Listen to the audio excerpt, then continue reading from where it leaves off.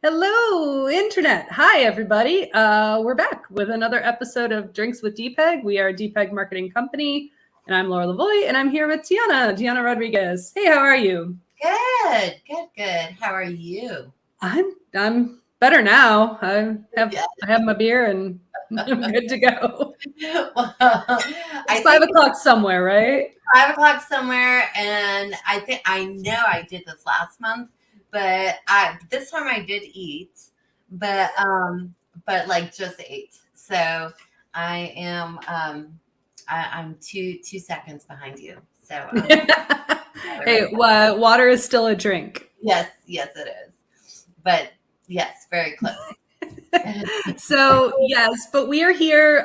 We like to, I don't know, show up on social media once a month-ish and just talk to each other about what we've written about, the things that we're doing, all that sort of stuff. So is there anything, do we have any news? I don't think we had huge news last month, which took up like 10 minutes at the beginning of the stream, but I don't know that things have been status quo this month for the most part.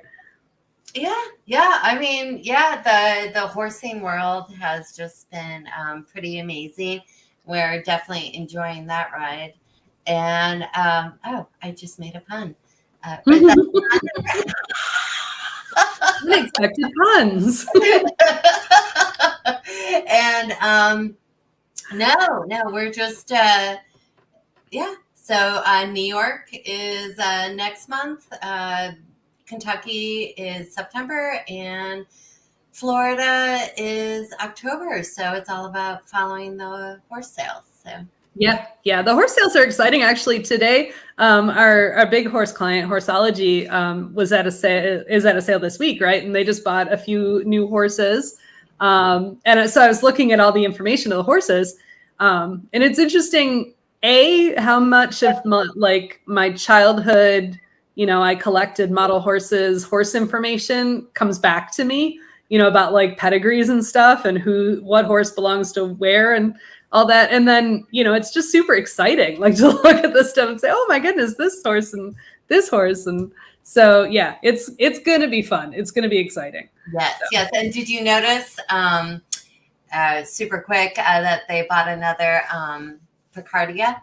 I did. Yes. In fact, I was having a whole conversation about that earlier today, explaining how you call these horses before they get their official names. You call them by the dam's name, plus the year of their birth. So all last year we were talking about Picardia 21, and now all this coming year we'll be talking about Picardia 22. So it's this probably seems dry to most people, but we're like super geeked out about it. We're like, this is awesome. Yes. Yes. I was just like, I was like, it's not a mistake. This is actually where we're doing it all over again. Exactly. Yeah, no, it's super, super cool. And I'm so excited to see these horses basically, go to horseology school and come out the other side next year for the sales. So super fun. So obviously, if you want to check out them, you can get to them through our website, so you can see what we're working on. But obviously, always visit dpegmarketing.com to see what we're doing, what we're talking about today, for example. So why don't I've got our little short commercial. Why don't I play that? Okay. And then when we come back, we'll talk about the 4 most recent blogs. Excellent. DPEG Marketing Company. Develop, plan, execute, and grow. We specialize in equine websites, tiny home websites, and brewery websites. Meet your new website, dpegmarketing.com.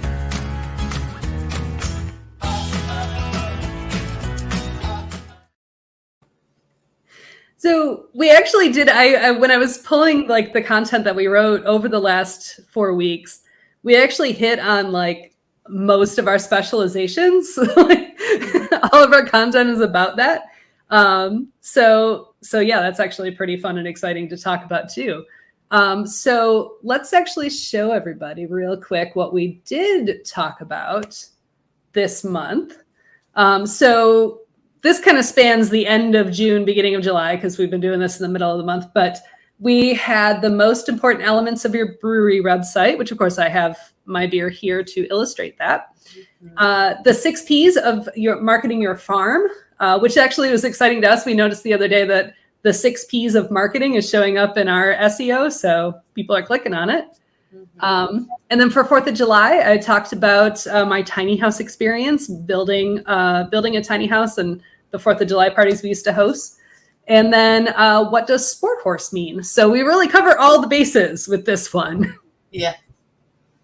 So should we just dive in? Yeah, definitely. All right. Well, the first one was the most important elements for your brewery website. It's been a long day. I usually have a grasp of the English language, but today brewery is hard to get out.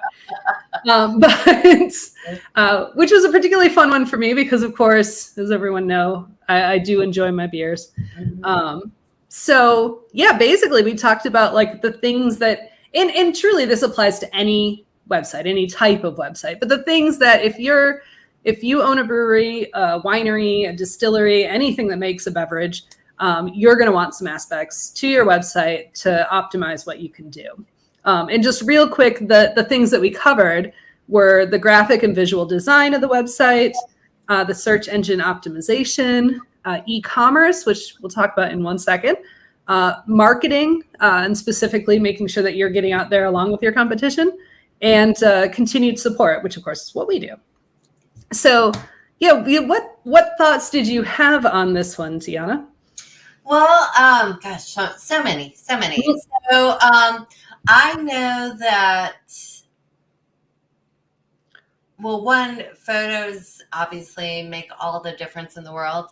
So of course we'd always recommend, having a professional going out there and taking some professional photos. But something that I also really enjoy is whether it's like a social media embed feed, just asking your your patrons to go ahead and post photos of their own on your social media platforms. And it's just a nice feel good to go ahead and also have that scrolling on your website, just so because when we do go onto the websites, I mean, of course we're gonna all ooh and ah over these beautiful pictures, but it's just nice to see like what everyday pictures, but from your customers, clients, what they take and what they see, and what they how they like to kind of pose their drink with the backgrounds and the different elements of your store or restaurant. So I was thinking, that is definitely something that I would always recommend. And as far as the e-commerce, definitely don't have enough time to go into all the laws and rules and what you can't sell and do. But we can definitely talk more about that, about, are we just selling local? Are we going statewide? Are we trying to grow even larger than statewide, and what all those different challenges bring? But something that you can do with e-commerce, just to go ahead and have your website start making an ROI pretty quickly, is your merchandise. Yes, and I talked about that in the blog post. I think that's really important. Yes. So there is nothing more, as you know, I've been, RVing it, and I've been to many, but there were 2 particular places that I really, really enjoyed, and I ended up buying t-shirts.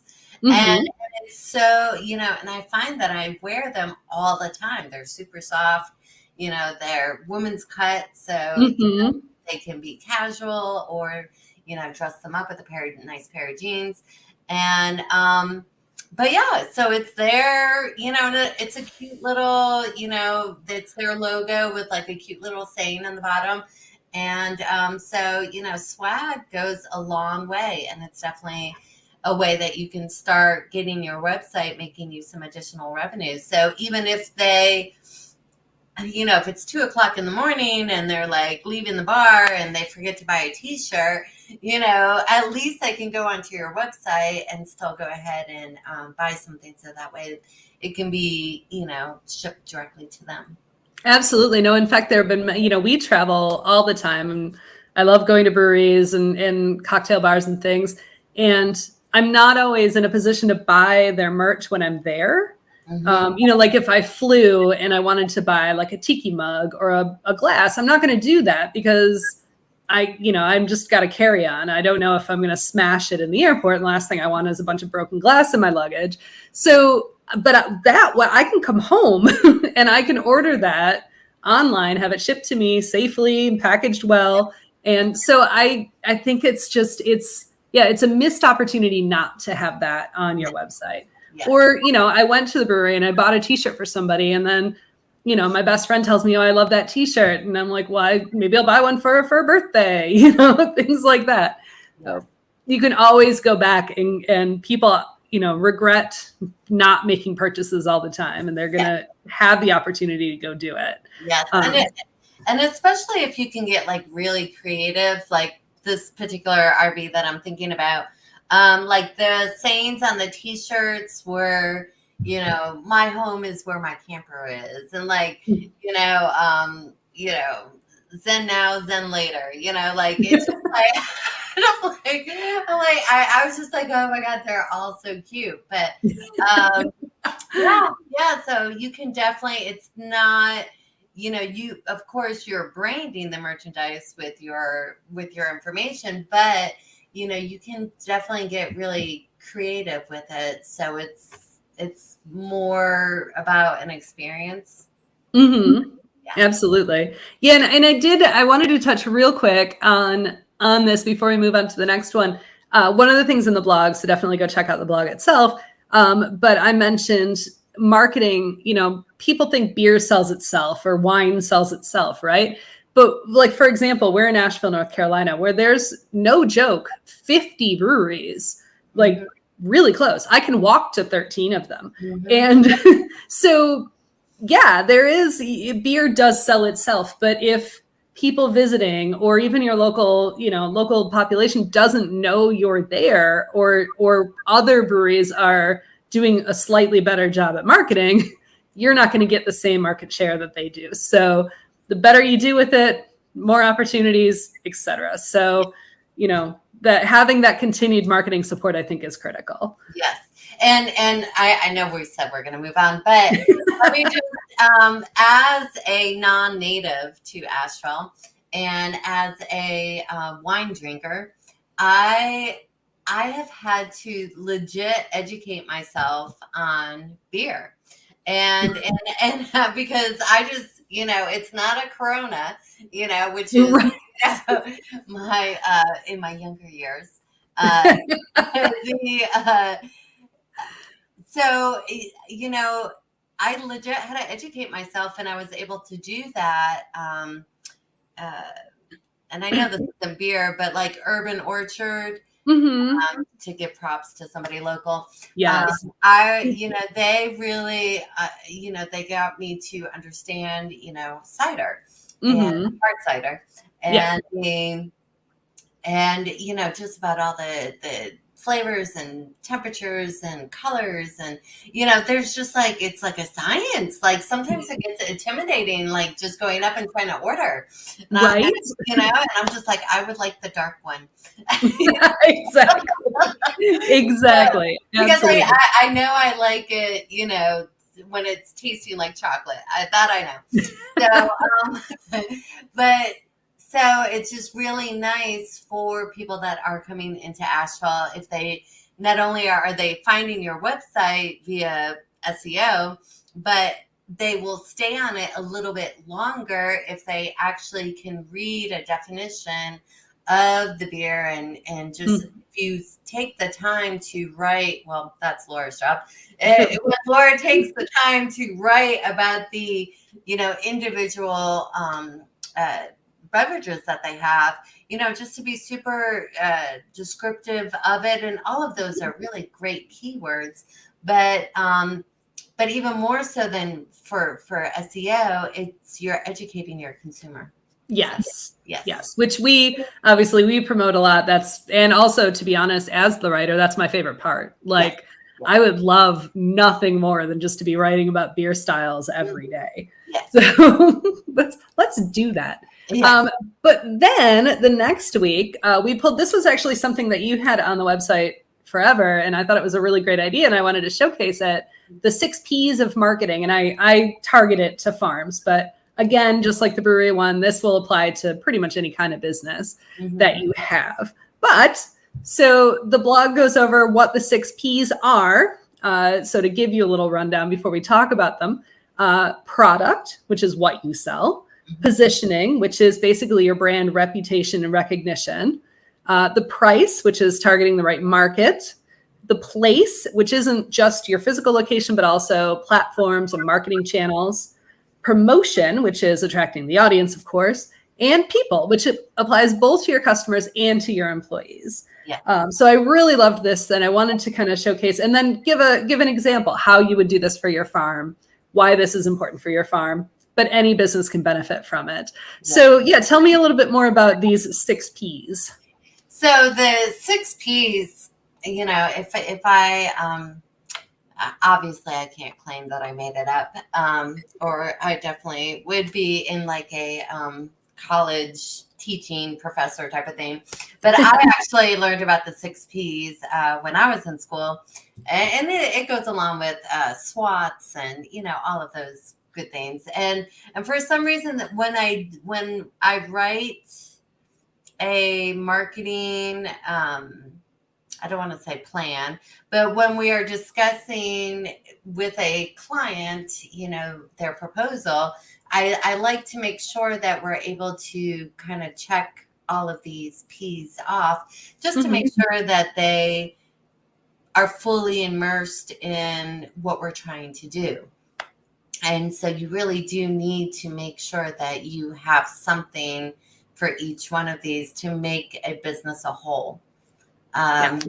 And not to get like you need to do this, but you kind of do.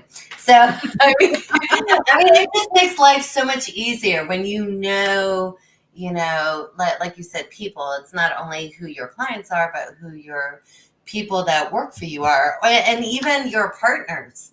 So people even covers, like if you have a delivery company, well, we need to make sure that that delivery company matches your mission and values, and all of that good stuff. So,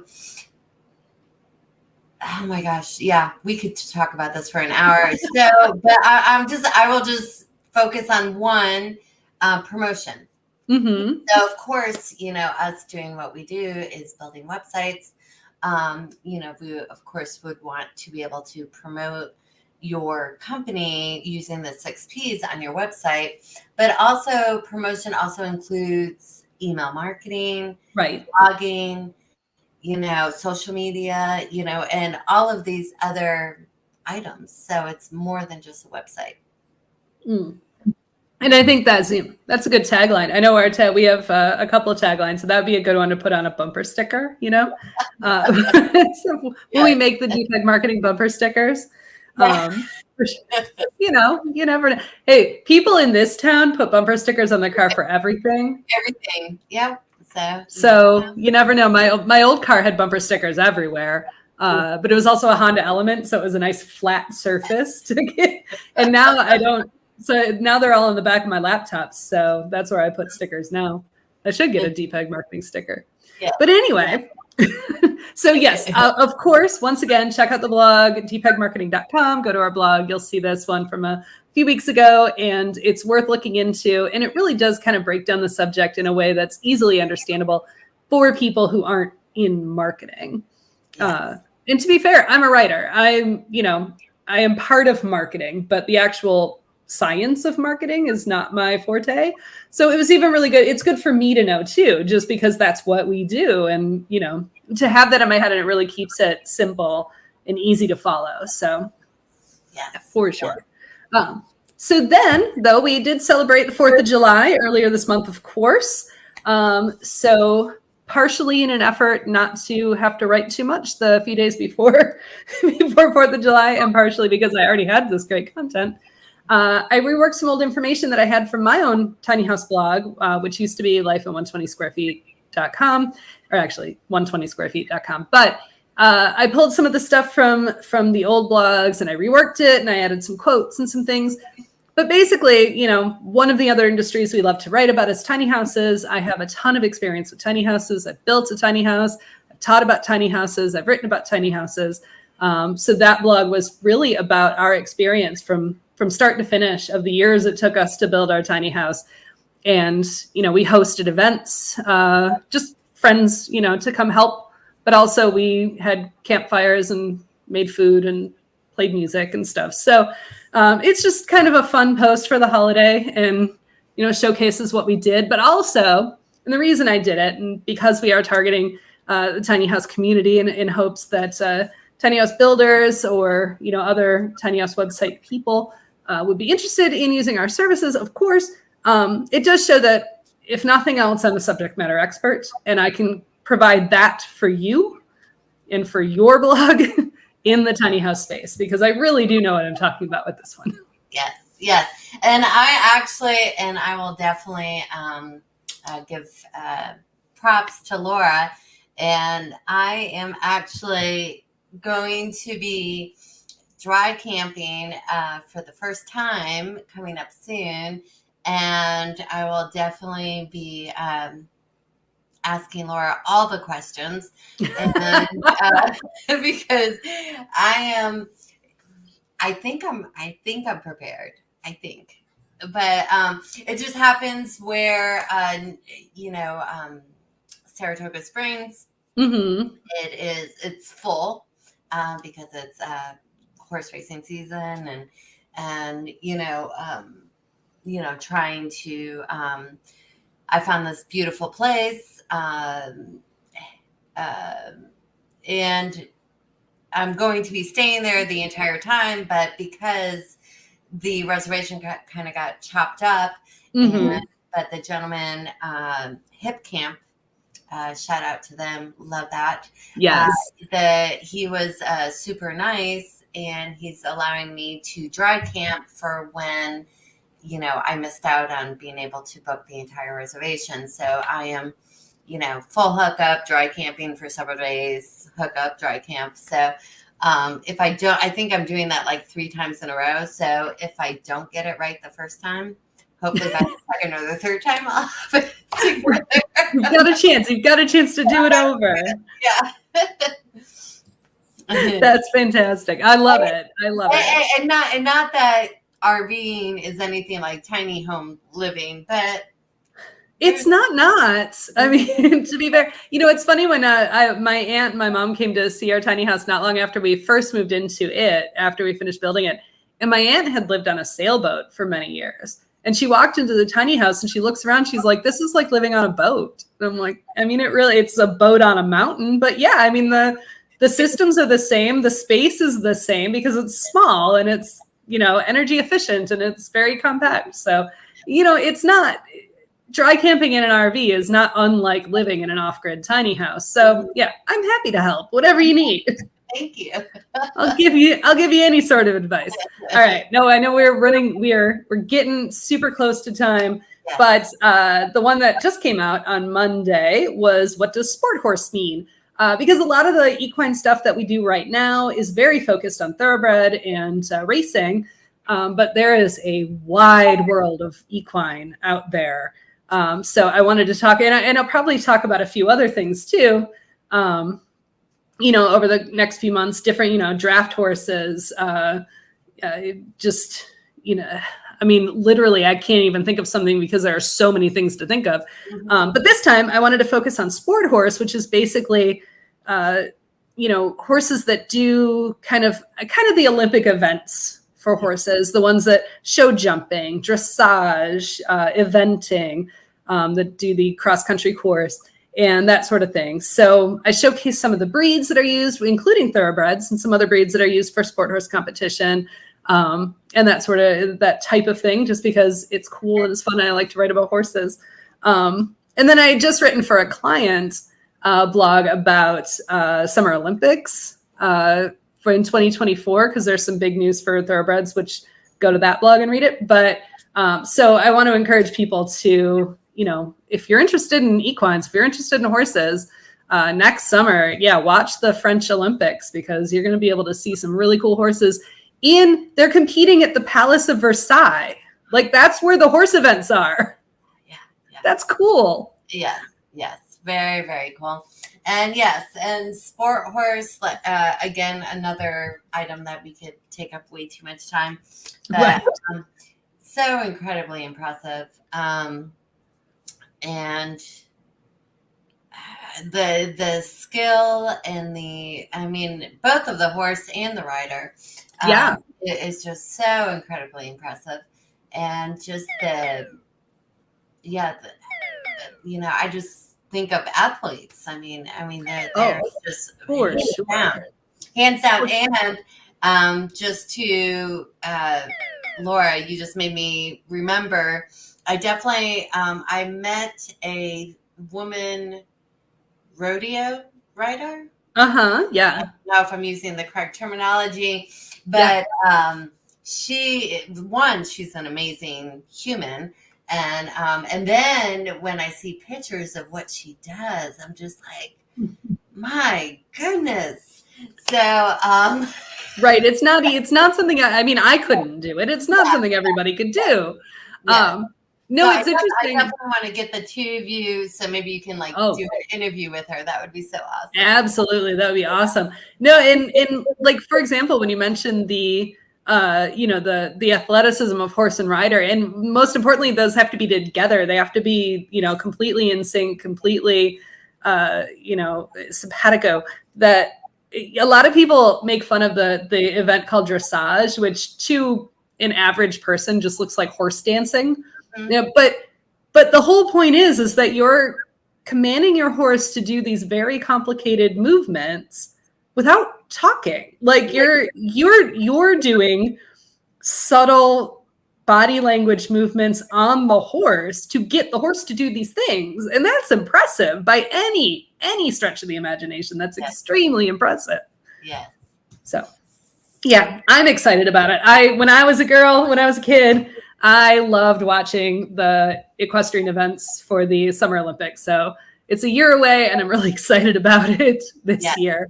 Yes. Partially because I'm now all in the horse arena, and we're doing all kinds of horse stuff. So I just want to watch it again. Yes. Same here. And also something that I am just, I don't know, this is like my I guess this is like my summer reading, educating myself, is I have been educating myself on 4-H. Yeah.